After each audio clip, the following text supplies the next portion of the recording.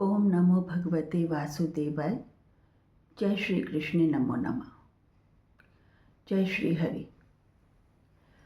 कृष्ण दर्शन शास्त्र की सीरीज हमारी चल रही है, जिसमें हम कृष्ण दर्शन, कृष्ण जीवनी चैप्टर 29 तक, कृष्ण रुक्मिणी विवाह तक हम बता चुके हैं। चैप्टर 30 से हम भीष्म के परिवार के बारे में बता रहे हैं। महाराजा भीष्म और उनका परिवार, वो कंटिन्यूएशन में चल रहा है और ये हम चैप्टर 32 बोल रहे हैं। तो राजमाता सत्यवती है और भीष्म है। शांतनु शांतनु की मृत्यु हो चुकी है, तो राजमाता सत्यवती हैं भीष्म है। और उन्होंने नियोग की क्रिया से अंबिका और अंबालिका रानियों को गर्भवती कराया है। एक दासी भी गर्भवती हुई है। जिनसे जिन संतानों की प्राप्ति हुई है, वह अंबिका ने धृतराष्ट्र को जन्म दिया है, अंबालिका ने पांडु को जन्म दिया है और दासी ने विदुर को जन्म दिया है। ये पुत्र राजमहल में पल रहे हैं।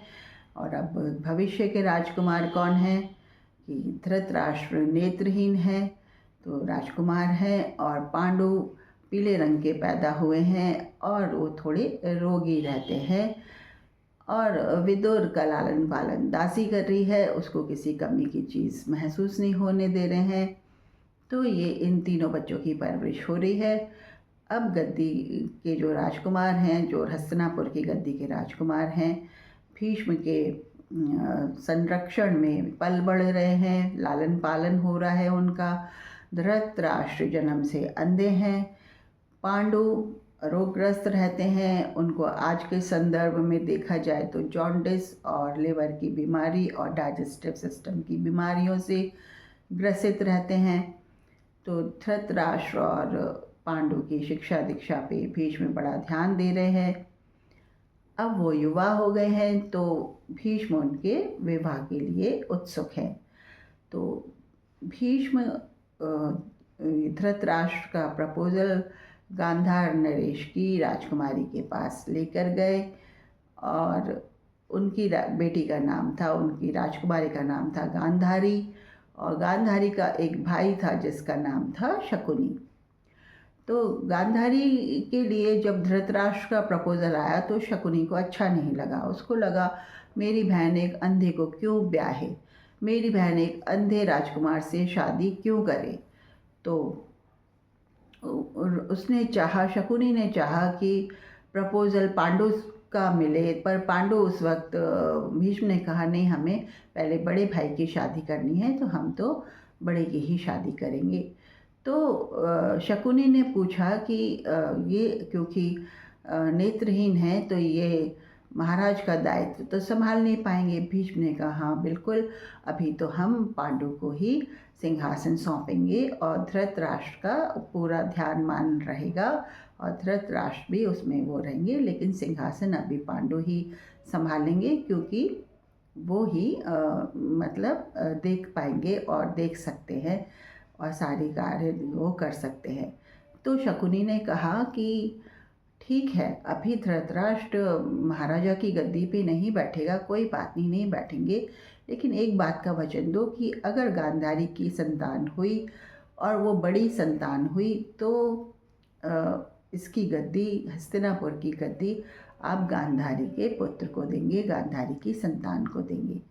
तो महाराजा भीष्म ने कहा हाँ ठीक है, ऐसा ही होगा। तो जो भी धृतराष्ट्र के बालक पैदा होगा, बड़ा होगा, तो वो ही उत्तराधिकारी होगा हस्तिनापुर का। इस शर्त पे शकुनी ने बुझे हुए मन से अपनी बहन का विवाह धृतराष्ट्र से संपन्न होने दिया। अब गांधारी बहुत ही पति परायण स्त्री थी, तो उन्होंने सोचा मेरा पति बिल्कुल नहीं देख सकता, बिल्कुल नहीं देख सकता, तो मैं भी पति समान ही आँखों पर पट्टी बांध लूँगी और मैं भी उसकी तरह कुछ नहीं देखूँगी, मैं भी कुछ नहीं देखूँगी, मैं भी इसी प्रकार रहूँगी जिस प्रकार मेरा पति रहता है। पर सच पूछो तो आप बताओ कि पति पत्नी अगर उनमें से एक अंधा है तो दूसरे स्पाउस को, पति या पत्नी को, दूसरे स्पाउस को जिसके नेत्र ठीक हैं, उसको नेत्र का कार्य अपनी आँखों से करके अपने पति के लिए करके देना चाहिए ना। अपनी आँखों से अपने पति को दुनिया दिखानी चाहिए ना। अपनी आँखों से उसका सहारा बनना चाहिए ना। पर गांधारी तो स्वयं आँखों पे पट्टी बांधने की उसने प्रतिज्ञा ले ली कि मैं भी अपने पति के समान आँखों पर पट्टी आजीवन बांध कर रहूँगी। ये गांधारी ने प्रतिज्ञा ले ली, पर ये प्रतिज्ञा ठीक नहीं थी, सही नहीं थी। ये प्रतिज्ञा बिल्कुल ठीक नहीं थी, क्योंकि इस तरीके से जिंदगियां नहीं चलती। प्रतिज्ञा वो लेनी चाहिए ना जिससे आगे पॉजिटिविटी आए, अच्छाइयाँ आए। वो तो खुद ही संसार को न देखने का संकल्प ले बैठी। संसार को नहीं देखेगी, होने वाली संतानों को नहीं देखेगी, उनके लालन पालन पे ध्यान नहीं दे पाएगी, तो कर क्या रही है अपने जीवन का। तो गांधारी ने तो अपना जीवन शादी होते ही एक तरीके से बस कहाँ कर दिया, क्या कर दिया, इसका कुछ हम कह नहीं सकते, क्योंकि वही उसकी संतान पर आगे प्रभाव पड़ा। उसके पट्टी बांधने से ये प्रभाव पड़ा। माता को अपने संतान के लालन पालन के प्रति सजग रहना चाहिए। पति नहीं देख सकता तो खुद उसकी आंखें बन के पति को दुनिया दिखानी चाहिए। खैर, ये गांधारी का और धृतराष्ट्र का विवाह था जो संपन्न हो गया, और गांधारी ने भी अपनी आंखों पे पट्टी बांधने का फैसला लिया। तो ये हुई गांधारी और धृतराष्ट्र के विवाह की बात।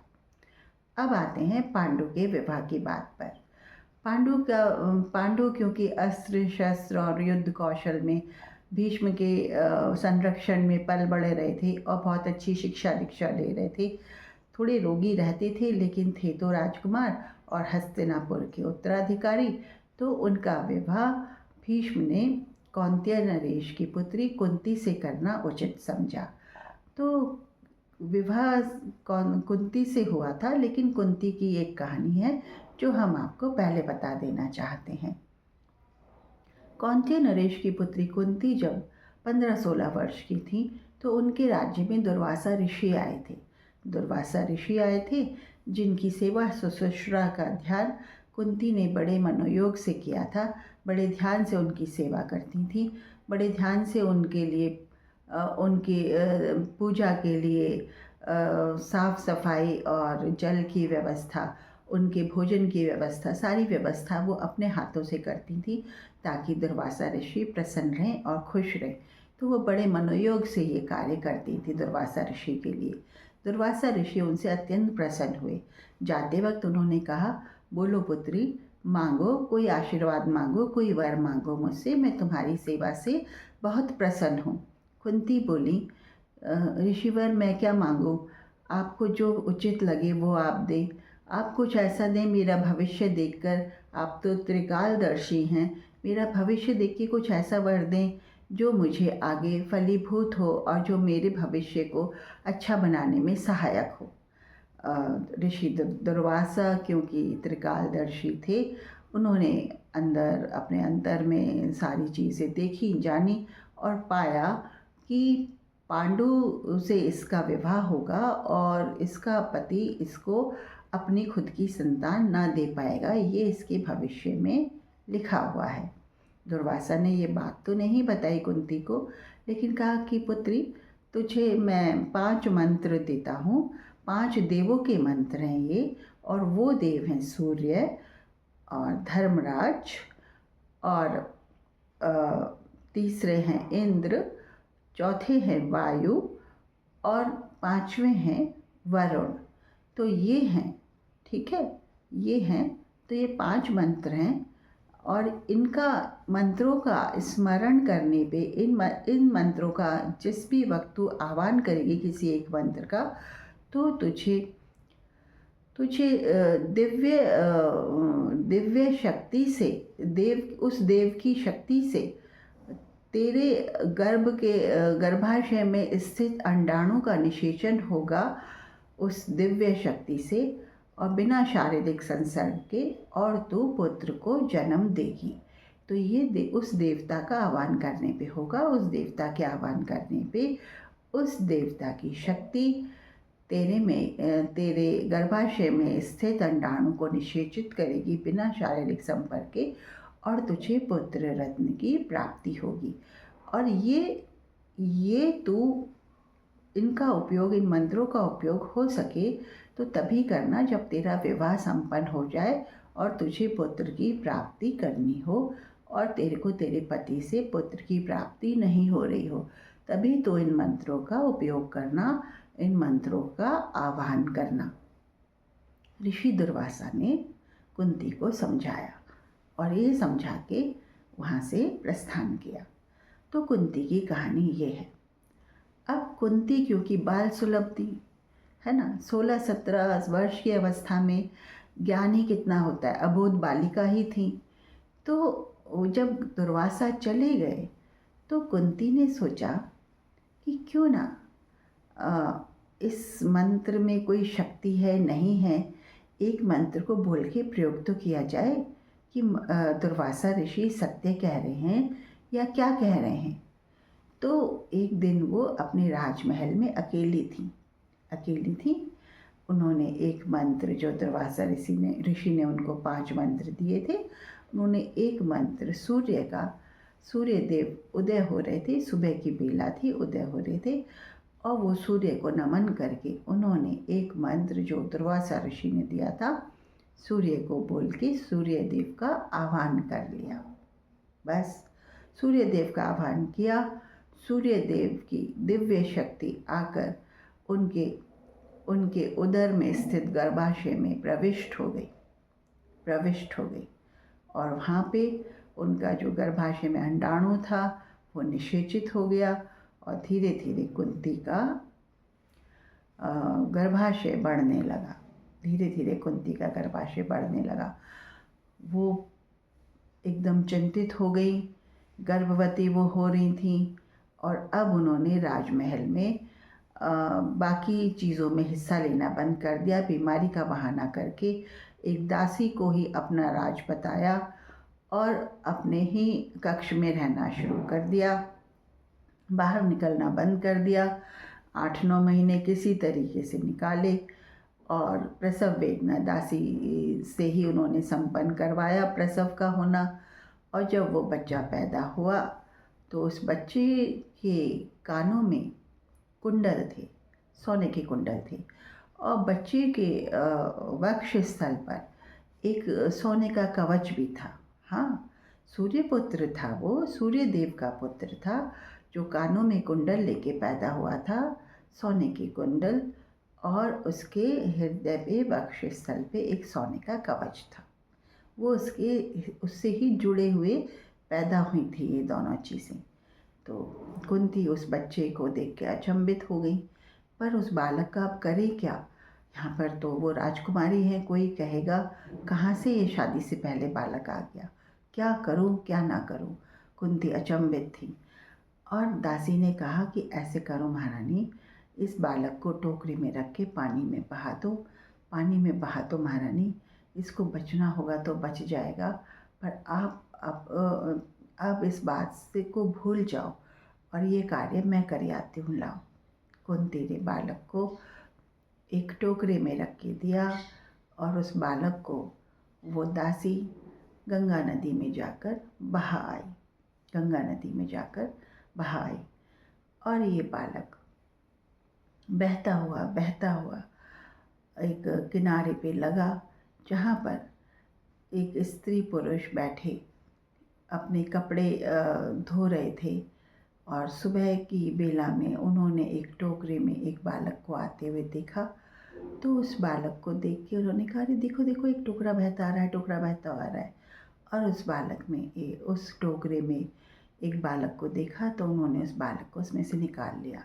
दोनों पति पत्नी निसंतान थे, उनके कोई संतान नहीं थी।